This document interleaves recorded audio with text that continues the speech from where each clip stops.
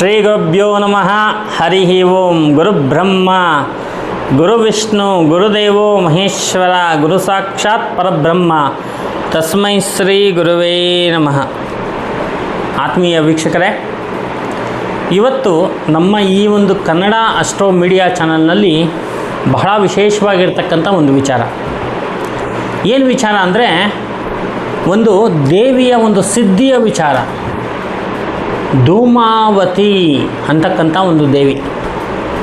ಈ ದೇವಿ ಎಲ್ಲಿದ್ದಾಳೆ ಸ್ವಾಮಿ ಅಂತ ಕೇಳಿದಾಗ, ದಶಮಹಾವಿದ್ಯಾ ಅಂತಕ್ಕಂಥ ಒಂದು ವಿಶೇಷವಾಗಿರ್ತಕ್ಕಂಥ ಗ್ರಂಥದಲ್ಲಿ ಧೂಮಾವತಿಯ ದೇವಿಯ ಒಂದು ವಿಶೇಷವಾಗಿರ್ತಕ್ಕಂಥ ಒಂದು ಚರಿತ್ರೆ ಬರುತ್ತೆ.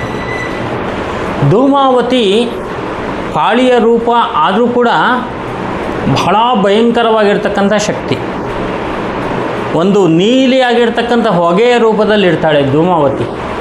ಕಾಗೆಯ ವಾಹನ ಇರುತ್ತೆ, ಆ ಒಂದು ಕಪ್ಪು ಕಲ್ಲಿನ ಒಂದು ರಥ ಇರುತ್ತೆ. ಆ ರಥದ ಮೇಲೆ ಕೂತ್ಕೊಂಡು ವಯಸ್ಸಾದ ಮುದುಕಿಯ ಥರ ಕೂದಲನ್ನು ಎಲ್ಲ ಬಿಳಿ ಕೂದಲನ್ನ ಬಿಟ್ಕೊಂಡು ಆ ಕಾಗೆ ವಾಹನ ಇದ್ದು ಆ ರಥವನ್ನು ನಡೆಸ್ಕೊಂಡು ಹೋಗ್ತಾ ಇರ್ತಾಳೆ ಧೂಮಾವತಿ.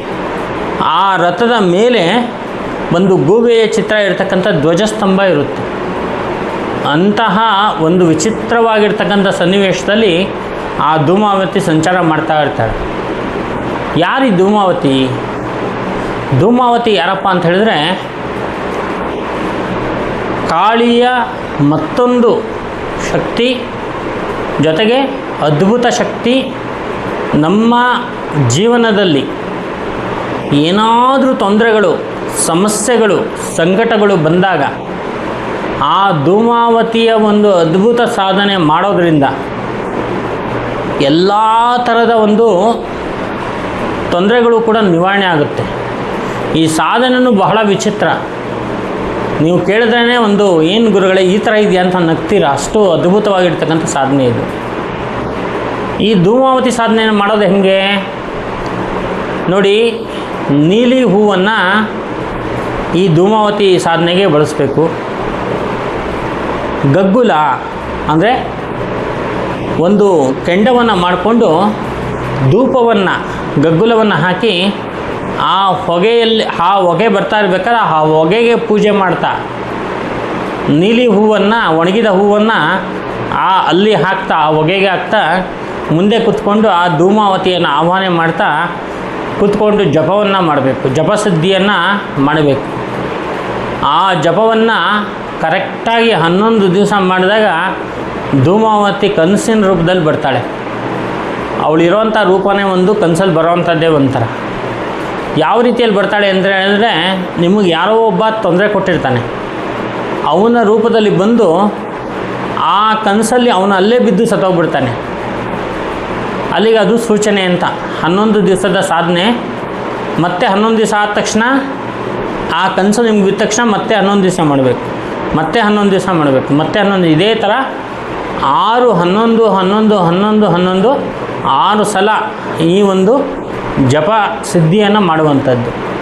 6 ಸಲ ನೀವು ಮಾಡಬೇಕಾದ್ರೂ ಕೂಡ, 6 ಸಲ ಇದನ್ನು ಮಾಡಬೇಕಾದ್ರೂ ಕೂಡ ಧೂಪವನ್ನು ಉರಿತಾ ಇರಬೇಕು, ಆ ದೇವಿಯನ್ನು ಆಹ್ವಾನ ಮಾಡ್ತಾ ಇರಬೇಕು, ಪೂಜೆಯನ್ನು ಮಾಡ್ತಾ ಇರಬೇಕು.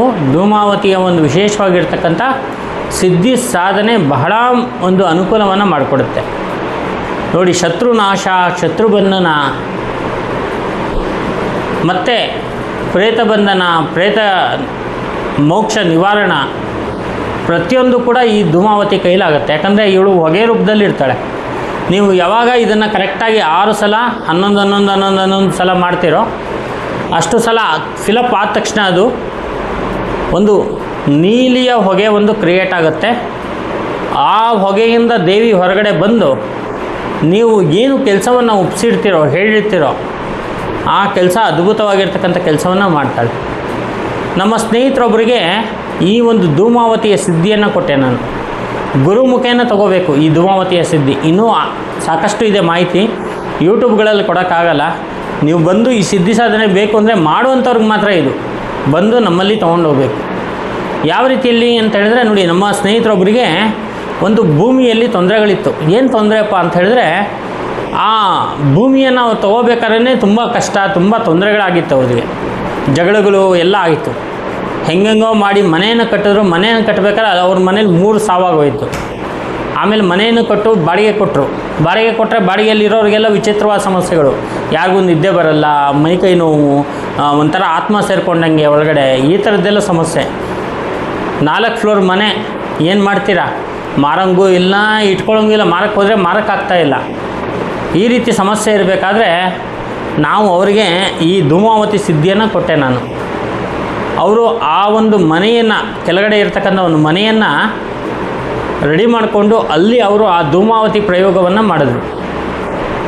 ಮಾಡಿದ 3ನೇ 11ನೇ ವಾರ 11 ದಿವಸಕ್ಕೆ ಅವರಿಗೆ ಏನೋ ಒಂದು ಬೆಳಕು ಕಾಣಿಸ್ತು.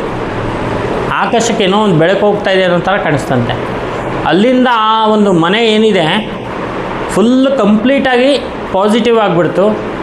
ತುಂಬ ಚೆನ್ನಾಗಾಯಿತು. ಈಗ ಬಾಡಿಗೆ ಅವ್ರಿಗೆ ಬಿಡಿ ಅಂದ್ರೂ ಕೂಡ ಬಿಡ್ತಾ ಇಲ್ಲ, ಅಷ್ಟು ಚೆನ್ನಾಗಿ ಅನುಕೂಲ ಆಗ್ತಾಯಿದೆ. ಬಂದವರಿಗೆಲ್ಲ ಅನುಕೂಲ ಆಗ್ತಾಯಿದೆ. ಆ ಥರ ಅದ್ಭುತ ದೇವಿಯ ಸಾಧನೆ ಧೂಮಾವತಿ ಸಾಧನೆ. ಆ ಧೂಮಾವತಿಯನ್ನು ಮಾತ್ರ ನಾವು ಪರಿಶುದ್ಧವಾಗಿ ಕರೆಕ್ಟಾಗಿ ಮಾಡಿದ್ದೇ ಆದರೆ, ಕೆಲವು ಜಮೀನುಗಳಲ್ಲಿ ತೊಂದರೆಗಳಿರ್ತವೆ. ಆ ಜಮೀನಿನ ತೊಂದರೆ ತೆಗಿಬೇಕು ಅಂತ ಹೇಳಿದರೆ ಧೂಮಾವತಿ ಸಾಧನೆ ಶ್ರೇಷ್ಠವಾಗಿರ್ತಕ್ಕಂಥದ್ದು. ಕೆಲವರು ತುಂಬ ಗುಪ್ತ ಶತ್ರುಗಳು ಇರ್ತಾರೆ, ಒಳಗಡೆಯಿಂದನೇ ಚೂರಿ ಚುಚ್ತಾ ಇರ್ತಾರೆ. ನಾವು ಅದನ್ನು ಅನುಭವಿಸ್ತಾ ಇರ್ತೀವಿ, ಯಾವಾಗ ಅದರಿಂದ ಬಿಡುಗಡೆ ಸ್ವಾಮಿ ಅಂತ ಕೇಳ್ತಾ ಇರ್ತೀವಿ. ಅಂತಹ ಒಂದು ಶಿಕ್ಷೆಗಳು ನಮಗೆ ನಾವು ಅನುಭವಿಸ್ತೇನೆ ಅವರಿಗೆ ಸರಿಯಾಗಿರ್ತಕ್ಕಂಥ ಪಾಠ ಕಲಿಸ್ಬೇಕು ಅಂದರೆ ಧೂಮಾವತಿ ಸಾಧನೆ ತುಂಬ ಇಂಪಾರ್ಟೆಂಟು. ಅದನ್ನು ಮಾಡ್ಕೋಬೋದು. ಈ ರೀತಿಯಲ್ಲಿ ಬಹಳಷ್ಟು ಸಾಧನೆಗಳಿದೆ. ಅದರಲ್ಲಿ ಧೂಮಾವತಿ ಸಾಧನೆ ಬಹಳ ಒಂದು ಶ್ರೇಷ್ಠವಾಗಿರ್ತಕ್ಕಂಥದ್ದು. ದಶಮಹಾವಿದ್ಯೆಯಲ್ಲಿ ಈ ಧೂಮಾವತಿಯ ಬಗ್ಗೆ ಎಲ್ಲ ಕೊಟ್ಟಿದ್ದಾರೆ. ಎಷ್ಟೋ ಜನ ಯೂಟ್ಯೂಬ್ಗಳಲ್ಲಿ ಹೇಳ್ತಾರೆ ಆ ಧೂಮಾವತಿ ಮಾಡಬಾರ್ದು, ಅದು ರಾಕ್ಷಸಿ ಥರ ಇರುತ್ತೆ ಎಲ್ಲ. ಯಾವ ಥರ ಇದ್ದರೆ ಏನು, ಅದು ದೇವಿಯ ಸ್ವರೂಪ. ಅದನ್ನು ನಾವು ಕರೆಕ್ಟಾಗಿ ಅದನ್ನು ಅವ್ರಿಗೆ ಮಾಡೋಕ್ಕಾಗಲ್ಲ ಹೇಳ್ತಾರೆ. ಮಾಡೋರಿಗೆ ಇದು ಬಹಳ ಒಂದು ಅನುಕೂಲವನ್ನು ಮಾಡಿಕೊಡುತ್ತೆ, ಬಹಳ ವಿಶೇಷವಾಗಿರ್ತಕ್ಕಂಥ ಅಭಿವೃದ್ಧಿಯನ್ನು ಮಾಡಿಕೊಡುತ್ತೆ. ಆದ್ದರಿಂದ ಧೂಮಾವತಿ ಸಾಧನೆಯನ್ನು ನೀವು ಮಾಡೋದೇ ಆದರೆ ಖಂಡಿತವಾಗ್ಲೂ ಬನ್ನಿ. ಆ ಸಾಧನೆಯನ್ನು ಯಾವ ರೀತಿಯಲ್ಲಿ ನಿಮ್ಗೆ ಮಾಡಬೇಕು ಅಂತ ಹೇಳ್ಕೊಡ್ತೀನಿ. ಅದರಿಂದ ನಿಮಗೇನು ಅನುಕೂಲ ಆಗುತ್ತೆ, ಏನು ನಿಮ್ಗೆ ಬೇಕಾಗಿರ್ತಕ್ಕಂಥದ್ದು ವಿಚಾರಗಳನ್ನೆಲ್ಲ ನಾನು ನಿಮ್ಗೆ ತಿಳಿಸ್ಕೊಡ್ತೀನಿ. ಅದ್ರ ಮೂಲಕ ನೀವು ಮಾಡಿಕೊಂಡು ನಿಮ್ಮ ಒಂದು ಜೀವನದ ಅಭಿವೃದ್ಧಿಯನ್ನು ನೀವು ಪಡ್ಕೊಳ್ಳಿ. ಈ ರೀತಿಯಲ್ಲಿ ಬಹಳಷ್ಟು ದೇವಿಗಳಿದ್ದಾರೆ. ಬಗಲಾಮುಖಿ ಇದೆ, ಪ್ರತ್ಯಂಗಿರ ಇದೆ, ಧೂಮಾವತಿ ಇದೆ, ನೀಲಾವತಿ ಇದೆ. ಇದೆಲ್ಲ ದಶಮಹಾವಿದ್ಯೆಯಲ್ಲಿ ಬರ್ತಕ್ಕಂಥ ದೇವಿಯರು. ಒಂದಕ್ಕೊಂದು ಕಾಂಪಿಟೇಟಿಂಗೇ ಇಲ್ಲ, ಎಲ್ಲನೂ ಅದ್ಭುತವಾಗಿರ್ತಕ್ಕಂಥ ದೇವಿಯರೇ. ಅದರಲ್ಲಿ ಧೂಮಾವತಿ ಸಾಧನೆ ಇದೆಯಲ್ಲ, ಇದು ನೀಲಿ ಒಂದು ಹೊಗೆ ಬಂದು ಅಲ್ಲಿಂದ ಕ್ರಿಯೇಟ್ ಆಗಿ ಎಂಥ ನೆಗೆಟಿವ್ ಎನರ್ಜಿ ಇದ್ದರೂ ಕೂಡ ಅದು ಓಡಿಸೋಂಥ ಶಕ್ತಿ ಅದಕ್ಕಿದೆ. ಆದ್ದರಿಂದ ಆ ಧೂಮಾವತಿ ದೇವಿಯನ್ನು ಎಲ್ಲರೂ ಮನಸ್ಸಲ್ಲಿ ಭಕ್ತಿಯಿಂದ ಪ್ರಾರ್ಥನೆ ಮಾಡ್ಕೊಳ್ತಾ ಈ ಒಂದು ಸಾಧನೆಯನ್ನು ನಾನು ಮಾಡ್ತೀನಿ ಅಂತೇಳಿ ಸಂಕಲ್ಪ ಮಾಡ್ಕೊಂಡು ನನ್ನ ಹತ್ರ ಬನ್ನಿ. ನಿಮಗೆ ಈ ಸಿದ್ಧಿ ಸಾಧನೆ ಬಹಳ ವಿಶೇಷವಾಗಿರ್ತಕ್ಕಂಥದ್ದು ಹೇಳ್ಕೊಡ್ತೀನಿ. ಸರ್ವೇ ಜನಾಃ ಸುಖಿನೋ ಭವಂತು, ಸಮಸ್ತ ಸನ್ಮಂಗಳಾನಿ ಭವಂತು. ನಮಸ್ಕಾರ.